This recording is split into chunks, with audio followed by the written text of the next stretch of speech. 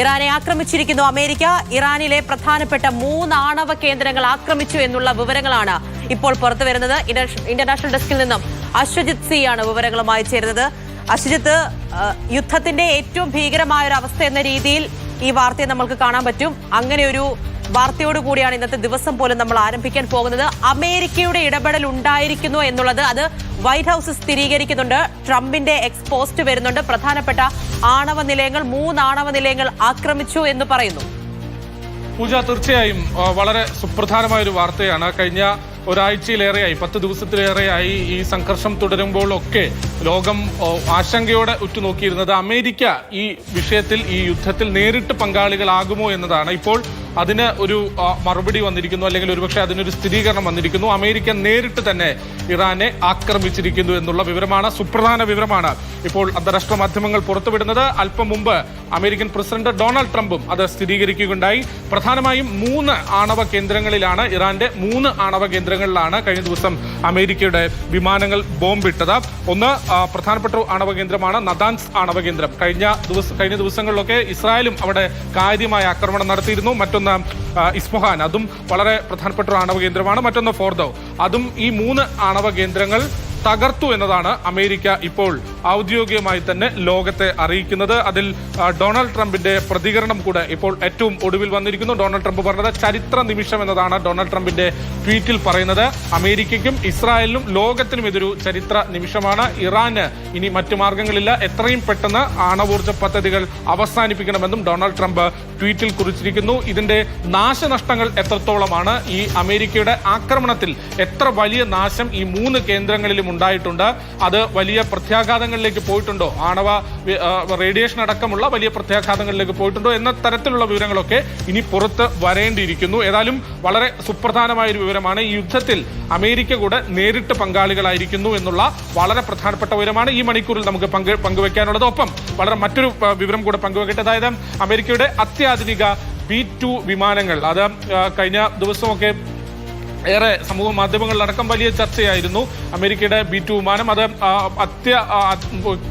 അതികഠിനമായ പ്രഹരശേഷിയുള്ള ബോംബിംഗ് നടത്താൻ കഴിയുന്ന വിമാനങ്ങളാണ്. ആ വിമാനങ്ങൾ ഉപയോഗിച്ചുകൊണ്ടാണ് ഇപ്പോൾ ഈ 3 കേന്ദ്രങ്ങളും ആക്രമിച്ചതെന്നാണ് ഏറ്റവും ഒടുവിൽ നമുക്ക് ലഭിക്കുന്ന വിവരം. അത് അമേരിക്ക സ്ഥിരീകരിക്കുന്നുമുണ്ട്. പൂജ, തീർച്ചയായും വളരെ പ്രധാനപ്പെട്ട വിവരമാണ്. അമേരിക്കയുടെ ഇടപെടൽ ഉണ്ടായിരിക്കുന്നു എന്നുള്ളതാണ് ഏറ്റവും നിർണായകം. പ്രധാനപ്പെട്ട 3 ആണവ കേന്ദ്രങ്ങൾ, ഇറാന്റെ പ്രധാനപ്പെട്ട 3 ആണവ കേന്ദ്രങ്ങൾ ആക്രമിച്ചിരിക്കുന്നു എന്ന് അമേരിക്ക അറിയിക്കുന്നു. അശ്വത്ത്, അങ്ങനെയാണെങ്കിൽ എല്ലാവരും പേടിച്ചതുപോലെ, ആശങ്കപ്പെട്ടതുപോലെയുള്ള രീതിയിലേക്ക് കാര്യങ്ങൾ നീങ്ങുകയല്ലേ? ചരിത്ര നിമിഷമാണ്, ഇനി സമാധാനത്തിന്റെ നിമിഷമാണ് വരാൻ പോകുന്നത് എന്ന് ട്രംപ് ഒക്കെ പറയുമ്പോഴും ആ രീതിയിൽ കാര്യങ്ങൾ മുന്നിലേക്ക് പോകാൻ പറ്റുമോ? നമ്മൾ ഈ ഫോർദോയെ കുറിച്ചൊക്കെ പലതവണ പറഞ്ഞിട്ടുണ്ട്. B-2 ബോംബറുകൾ, വിമാനങ്ങൾ ഏത് തരത്തിലാണ് നാശനഷ്ടങ്ങൾ വിതയ്ക്കാൻ പോകുന്നത് എന്ന തരത്തിലുള്ള റിപ്പോർട്ടുകളെല്ലാം നമ്മൾ ഓരോരുത്തരും നൽകിയതാണ്. ആ രീതിയിലേക്ക് കാര്യങ്ങൾ മാറിയിരിക്കുകയാണ് എന്നുണ്ടെങ്കിൽ ഇനി മുന്നിലേക്ക് എങ്ങനെയായിരിക്കും? ട്രംപ് വിശ്വസിക്കുന്നത് പോലെയുള്ള രീതിയിൽ കാര്യങ്ങൾ പോകും എന്ന് ലോകരാഷ്ട്രങ്ങൾക്ക് പറയാൻ പറ്റില്ലല്ലോ.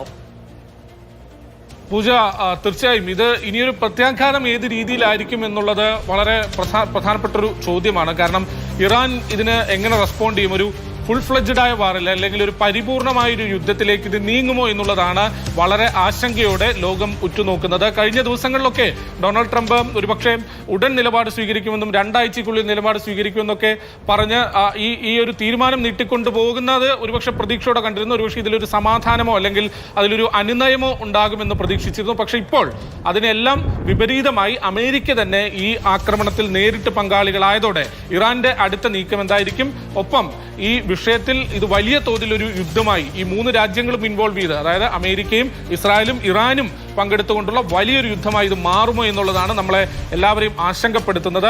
ഡൊണാൾഡ് ട്രംപിന്റെ അടുത്ത നീക്കവും ഒരുപക്ഷെ ഇതിൽ ഈ ആക്രമണത്തോടെ ഈ ഒരു അമേരിക്കയുടെ നടപടികൾ അവസാനിപ്പിക്കുമോ, അതോ തുടർ ആക്രമണങ്ങളും ഉണ്ടാകുമോ എന്നതൊക്കെയാണ് പ്രധാനപ്പെട്ട ചോദ്യവും ആശങ്കയുമായി നിലനിൽക്കുന്നത്.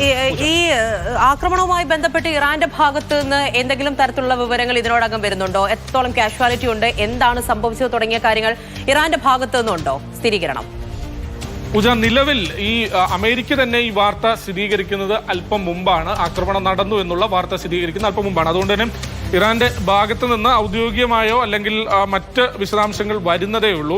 ഒരുപക്ഷെ അവിടെ എത്രത്തോളം വലിയ നാശനഷ്ടം ഉണ്ടായിട്ടുണ്ട് എന്നും അത് ഞാൻ നേരത്തെ സൂചിപ്പിച്ച പോലെ തന്നെ അത് റേഡിയേഷൻ അടക്കമുള്ള വലിയ പ്രത്യാഘാതങ്ങളിലേക്ക് നീങ്ങിയിട്ടുണ്ടോ എന്ന തരത്തിലുള്ള വാർത്തകളൊക്കെ വരുന്ന മണിക്കൂറിൽ നമുക്ക് പ്രതീക്ഷിക്കാം. പക്ഷേ ആശങ്കപ്പെടുത്തുന്നത് തീർച്ചയായിട്ടും ഈ ഫോർദോ ആണവ നിലയം, അത് പൂജ തുടക്കത്തിൽ സൂചിപ്പിച്ചതുപോലെ തന്നെ ഈ ആണവ നിലയം കഴിഞ്ഞ ദിവസങ്ങളിലുണ്ടായ ഇസ്രായേലിന്റെ ആക്രമണത്തിൽ തന്നെ വലിയ തോതിൽ നാശം അവിടെ ഉണ്ടായി എന്നാണ് പറയുന്നത്.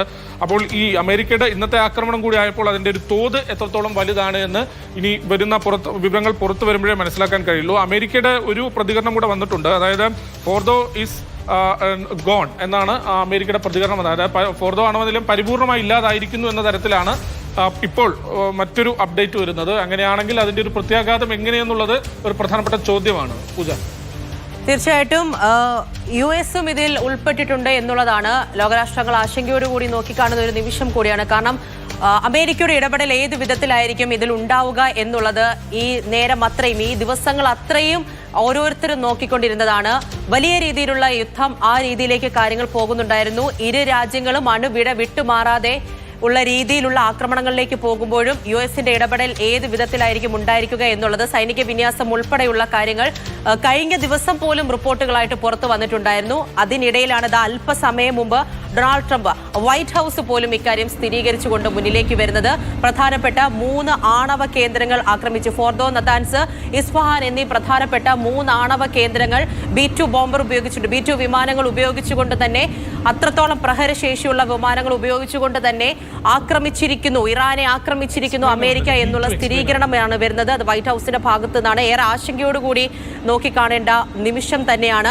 അമേരിക്കയുടെ ഇടപെടൽ ഉണ്ടായിരിക്കുന്നു എന്നുള്ളതാണ് ഇറാനെ ആക്രമിച്ചിരിക്കുന്നത്. അശ്വത്ത്, ഇനി മുന്നിലേക്കുള്ള കാര്യങ്ങളെ സംബന്ധിച്ചാണ് ഏറ്റവും പ്രധാനമായിട്ടും ആശങ്കയായിട്ടിരിക്കുന്നത്. കാരണം US-ന്റെ ഇടപെടൽ, സൈനിക വിന്യാസം ഉൾപ്പെടെയുള്ള കാര്യങ്ങൾ തുടക്കം മുതൽ തന്നെ വന്നിട്ടുണ്ടായിരുന്നു. എങ്ങനെയായിരിക്കും ഇനി അമേരിക്കയുടെ ഇടപെടൽ, അത് നമ്മൾ നോക്കിക്കണ്ടതാണ്. അതിനിടയിൽ ഡയറക്റ്റ് ഖമനേനിയെ പോലും മുന്നം വെച്ചുകൊണ്ട് നിരുപാധികം കീഴടങ്ങണം എന്ന രീതിയിൽ ട്രംപിന്റെ അറിയിപ്പ് വരുന്നുണ്ടായിരുന്നു. ഇല്ല എന്ന് ഖമനേയി പറയുന്നുണ്ടായിരുന്നു. കഴിഞ്ഞ ദിവസം പോലും തങ്ങളുടെ പിൻഗാമികളെ പോലും പ്രഖ്യാപിക്കുന്ന രീതിയിലേക്ക് ഖമനേയി ആ കാര്യങ്ങളൊക്കെ പോയിട്ടുണ്ടായിരുന്നു. ഡയറക്റ്റ് ആ രീതിയിലായിരിക്കും കാര്യങ്ങൾ പോവുക എന്നുള്ളൊരു രീതിയിലേക്ക് മനസ്സിലാക്കിക്കൊണ്ടിരിക്കുന്ന സമയത്താണ് പക്ഷേ നേരിട്ടുള്ളൊരു ഇടപെടൽ ഉണ്ടായിരിക്കുന്നത്. ഇപ്പോൾ ഈ ബോംബർ വിമാനങ്ങൾ ഫോർദോ ഉൾപ്പെടെയുള്ള ആണവ കേന്ദ്രങ്ങൾ ഉപയോഗിച്ച് ആക്രമിച്ച് തിരിച്ചു പോയിരിക്കുന്നു എന്നാണ് പറയുന്നത്. ഇവിടം കൊണ്ട് അവസാനിക്കുമോ? അമേരിക്കയുടെ ഇടപെടൽ ഇനി കൂടുതൽ ഉണ്ടാകുമോ ഇല്ലയോ? അതും കൂടി പ്രധാനമല്ലേ? തീർച്ചയായിട്ടും പൂജ, ഇത് ഒരുപക്ഷെ അമേരിക്കയുടെ അടുത്ത നടപടികൾ, ഞാൻ നേരത്തെ സൂചിപ്പിച്ച പോലെ തന്നെ അടുത്ത നടപടികൾ എവിടം വരെ പോകുമെന്നുള്ളതാണ് ഒരുപക്ഷെ ലോകം ഉറ്റുനോക്കുന്നത്. അതിൽ വലിയ ആശങ്കയുമുണ്ട്. ഇതൊരു വലിയ യുദ്ധമായി വളർന്നാൽ, അല്ലെങ്കിൽ തുടർ ആക്രമണങ്ങൾ ഉണ്ടാകുകയും ഇറാന്റെ തിരിച്ചടി ഉണ്ടാകുകയും പിന്നീട് അത് വലിയൊരു യുദ്ധമായി വളരുകയും ചെയ്താൽ അത് പശ്ചിമേഷ്യയുടെ മാത്രമല്ല ലോകത്തിന്റെ ആകെ സമാധാനത്തിന് വലിയൊരു കോട്ടമാകും ഉണ്ടാകുക എന്നതിൽ തർക്കമില്ല. അതുകൊണ്ട് തന്നെ ലോകരാജ്യങ്ങൾ ഈ ഘട്ടത്തിൽ ഒരു ഇടപെടൽ നടത്തിയേക്കാമെന്നും നമുക്ക് പ്രത്യാശിക്കാം.